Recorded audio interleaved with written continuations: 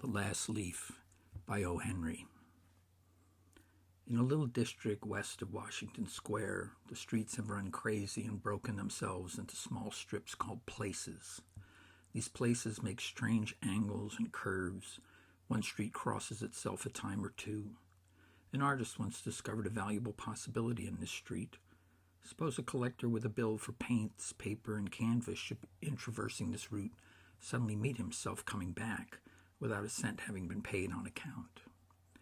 So to old, quaint Greenwich Village, the art people soon came prowling, hunting for north windows and 18th century gables and Dutch attics and low rents. Then they imported some pewter mugs and a chafing dish or two from 6th Avenue and became a colony. At the top of a squatty 3-story brick, Sue and Johnsy had their studio. Johnsy was familiar for Joanna. One was from Maine, the other was from California, and they had met at a table at the hotel on 8th Street at Delmonico's and found their tastes in art, chicory salad, and bishop sleeves so congenial that a joint studio resulted. That was in May. In November, a cold, unseen stranger, whom the doctors called pneumonia, stalked about the colony, touching one here and there with his icy fingers. Over on the east side of this ravager strode boldly, smiting his victims by scores, but his feet trod slowly through the maze of the narrow and moss-grown places. Mr. Pneumonia was not what you would call a chivalric old gentleman. A mite of a little woman with blood thinned by California zephyrs was hardly fair game for the red-fisted, short-breathed old duffer.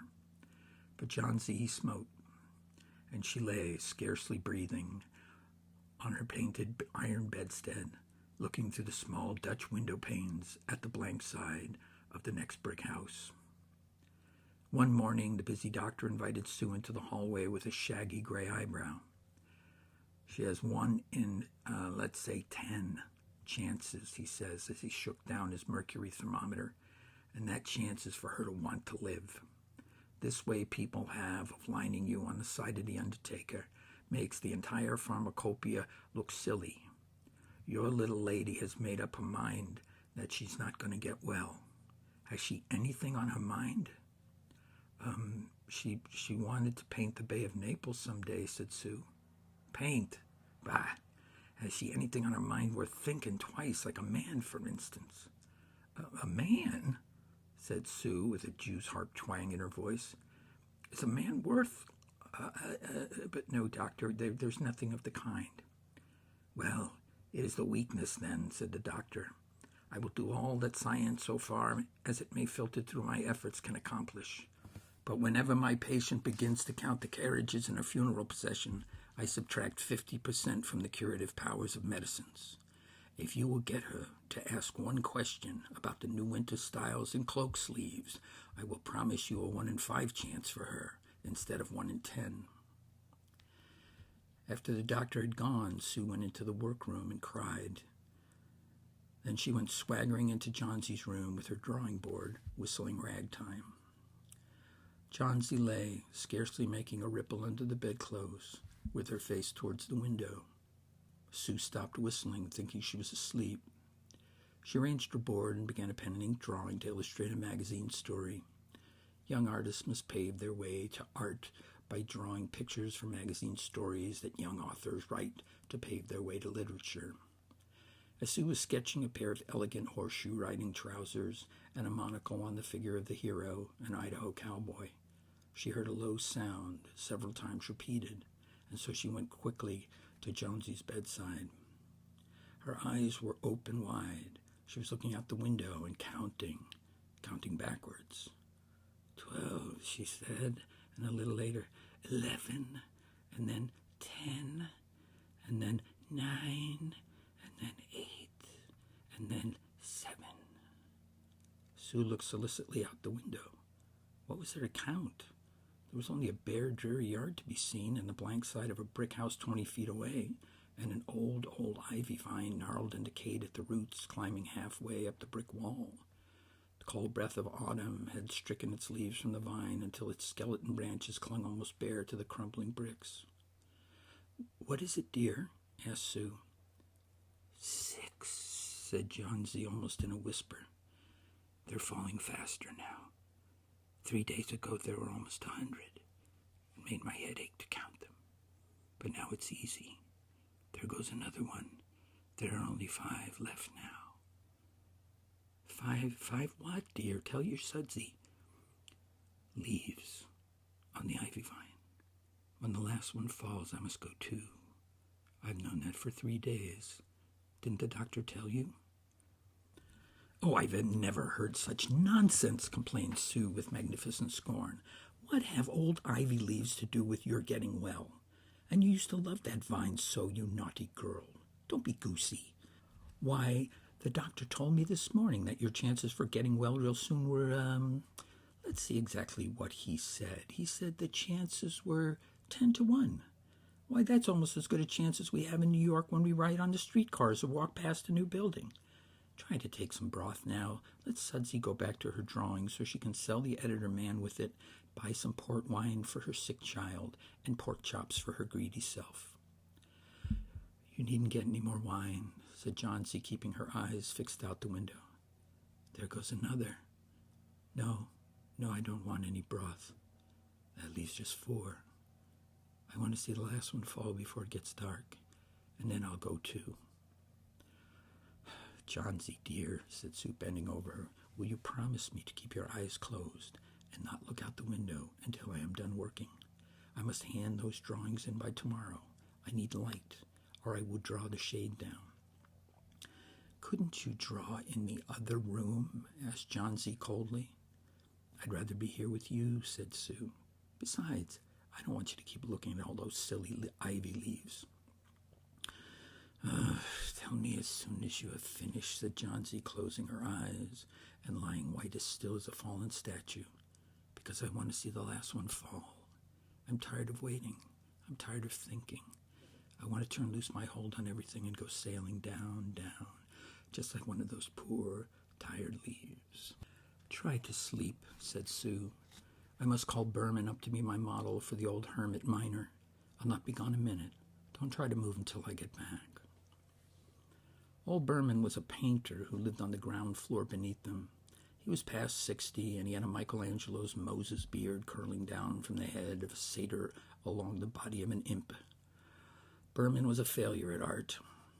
40 years he had wielded the brush without getting near enough to touch the hem of his mistress's robe.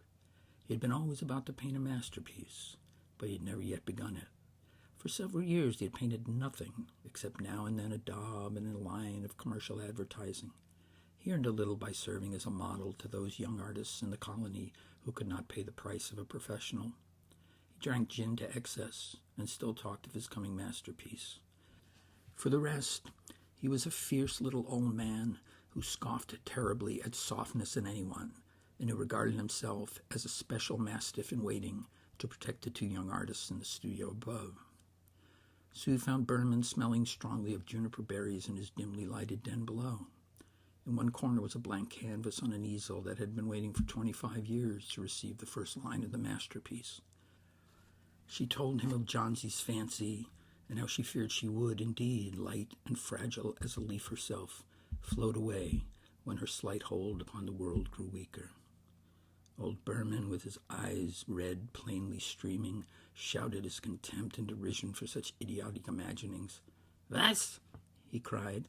"Is there people in this world meet this foolishness to die because leaves drop off of a confounded vine? I have not heard such a thing. No, I will not boast as your model for your fool hermit dunderhead. Why do you allow that silly business to come into her brain?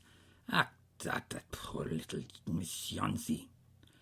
"She's very ill and weak," said Sue, "and the fevers have left her mind morbid and full of strange fancies." "Very well, Mr. Berman, if you do not care to pose for me, you needn't. But I think you're a horrible, old, horrid fillagibit." "You are just like a woman, you old Berman. Who said I will not pose? Go on, I come with you. For half an hour I've been trying not to say that I'm ready to pose. God, this is not any place in which one so good as Miss Jonesy shall lie sick. Some day I will paint my masterpiece, and we shall go away. God, yes, all of us go away." Johnsy was sleeping when they went upstairs. Sue pulled the shade down to the windowsill and motioned Berman into the other room. There they peered out the window fearfully at the ivy vine. Then they looked at each other for a moment without speaking. A persistent cold rain was falling, mingled with snow. Berman, in his old blue shirt, took a seat as the hermit miner upon an upturned kettle for a rock. When Sue awoke from an hour's sleep the next morning, she found Johnsy with dull, wide-open, staring eyes at the drawn green shade. "Pull it up," she said. "I want to see." Wearily Sue obeyed. But lo, after the beating rain and fierce gusts of wind that had endured through the livelong night, there yet stood out against the brick wall one ivy leaf.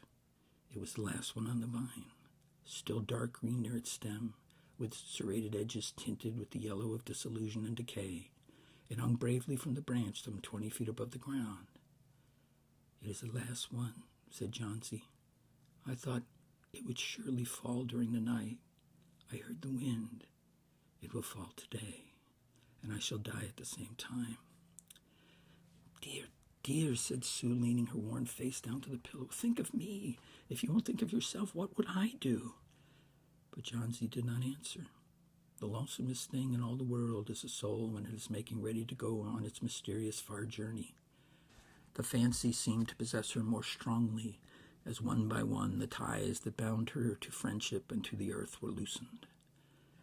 The day wore away, and even through the twilight they could see the lone ivy leaf clinging to its stem against the wall. And then with the coming of the night, the north wind was again loosed, while the rain still beat against the windows and pattered down from the low Dutch eaves. When it was light enough, Johnsy the merciless commanded that the shade be raised. The ivy leaf was still there. Johnsy lay for a long time looking at it, and then she called to Sue, who was stirring her chicken broth over the gas stove. "I've been a bad girl, Sudsy," said Johnsy. "Something has made that last leaf stay there to show me how wicked I was. It is a sin to want to die.